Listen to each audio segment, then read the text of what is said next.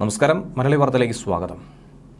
ഷിരൂരിൽ മണ്ണിടിച്ചിലിൽ കാണാതായ അർജുനെ തിരിച്ചു കിട്ടിയെന്ന രീതിയിൽ സോഷ്യൽ മീഡിയയിലടക്കം വ്യാപകമായ പ്രചരണം നടക്കുന്നു. അർജുനെ തിരിച്ചു കിട്ടി എന്നതല്ല, അർജുൻ്റെ കയ്യിലുണ്ടായിരുന്ന ഒരു മോതിരം അത് കുടുംബത്തിന് സ്വന്തമായിരിക്കുന്നുവെന്നൊക്കെ തന്നെയാണ് പ്രതികരണമുണ്ടായത്. കോഴിക്കോട് സ്വദേശിയായ അർജുൻ്റെ മൃതദേഹം കിട്ടിയെന്ന തരത്തിലും ഇടയ്ക്ക് സന്ദേശം പ്രചരിച്ചിട്ടുണ്ടായിരുന്നു. എന്നാൽ ഇത് തികച്ചും വ്യാജമാണെന്ന് കുടുംബം തന്നെ വ്യക്തമാക്കുകയാണ്. സമൂഹ മാധ്യമങ്ങളിലൂടെയാണ് ഇത്തരത്തിലുള്ള വ്യാജ സന്ദേശം പ്രചരിച്ചത്. അർജുൻ്റെ കയ്യിലെ മോതിരം കുടുംബാംഗങ്ങൾ തിരിച്ചറിഞ്ഞുവെന്നുള്ള ഒരു അവകാശവാദം ഉന്നയിക്കുന്ന ശബ്ദ സന്ദേശമാണ് ആരോ വാട്സപ്പുകളിലൂടെയും ഒക്കെ തന്നെ പ്രചരിപ്പിച്ചു കൊണ്ടിരുന്നത്.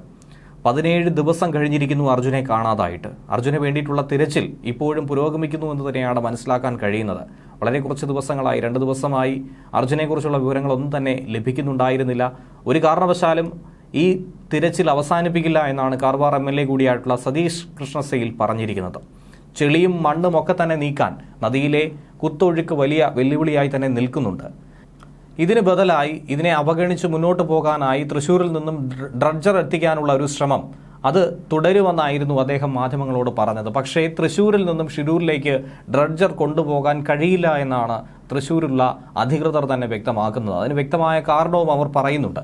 ഗംഗാവാലി പുഴയിൽ ആഴവും ഒഴുക്കുമൊക്കെ തന്നെ ശക്തമാണ്. നമുക്കറിയാവുന്നതാണ്, സ്കൂബ ഡൈവേഴ്സ് ഇറങ്ങാൻ നേരത്തെ തന്നെ 6 മുതൽ 9 നോട്ട്സ് വരെയാണ് അവിടുത്തെ ഒഴുക്കെന്ന് പറയുന്നത്. ഒരു കാരണവശാലും അതൊരു ആത്മഹത്യാപരമായ തീരുമാനമായിരിക്കുമെന്നാണ് പ്രത്യേകിച്ചും നേവി ഉദ്യോഗസ്ഥർ പറഞ്ഞത്. ഈ സാഹചര്യത്തിൽ ഡ്രഡ്ജർ പുഴയിലേക്ക് ഇറക്കാൻ കഴിയില്ല എന്നാണ് കൃഷി വകുപ്പിലെ അസിസ്റ്റന്റ് ഡയറക്ടർമാരടങ്ങിയ സംഘം തന്നെ തൃശൂർ കളക്ടർക്ക് റിപ്പോർട്ട് നൽകിയത്. കാരണം പുഴയിലെ ഒഴുക്ക് 4 നോട്ട്സിൽ കൂടുതലാണെങ്കിൽ ഒരു കാരണവശാലും ഡ്രഡ്ജർ ഇറക്കാൻ കഴിയില്ല എന്നാണ് റിപ്പോർട്ടിൽ പറയുന്നത്. കോഴിക്കോട് പേരാമ്പ്ര മലയിൽ ഇൻഡസ്ട്രീസ് ആണ് കേരള കാർഷിക സർവകലാശാലയ്ക്ക് അഗ്രോ ഡ്രഡ്ജ് ക്രാഫ്റ്റ് നിർമ്മിച്ച് നൽകിയത്. കനാലുകളിലെയും തോടുകളിലെയും ചണ്ടികോരി മാറ്റുന്നതിന് വേണ്ടിയിട്ടാണ് ഇത് സാധാരണഗതിയിൽ ഉപയോഗിക്കുന്നത്. വെള്ളത്തിന് മീതെ ഇത് പൊങ്ങിക്കിടക്കും. 6 മീറ്റർ വരെ ആഴത്തിൽ ഇരുമ്പ് തൂണുകൾ താഴ്ത്തി പ്രവർത്തിപ്പിക്കാനും കഴിയും. നിലവിൽ എൽത്തുരുത്തിലെ കനാലിൽ പോള നീക്കം ചെയ്യാൻ വേണ്ടിയിട്ടാണ് ഈ ഡ്രഡ്ജർ ഉപയോഗിച്ചുകൊണ്ടിരിക്കുന്നത്. ഇതുപയോഗിച്ചുകൊണ്ട് ഒന്നും തന്നെ നിലവിൽ കർണാടകയിലെ ഷിരൂരിൽ ചെയ്യാൻ കഴിയില്ല എന്നുള്ള തിരിച്ചറിവിൻ്റെ അടിസ്ഥാനത്തിലാണ് അവസാന നിമിഷം ഇത് ഉപേക്ഷിക്കേണ്ട ഒരു സാഹചര്യം ഉണ്ടായിരിക്കുന്നത്. ന്യൂസ് ഡെസ്ക് മലയാളി വാർത്ത.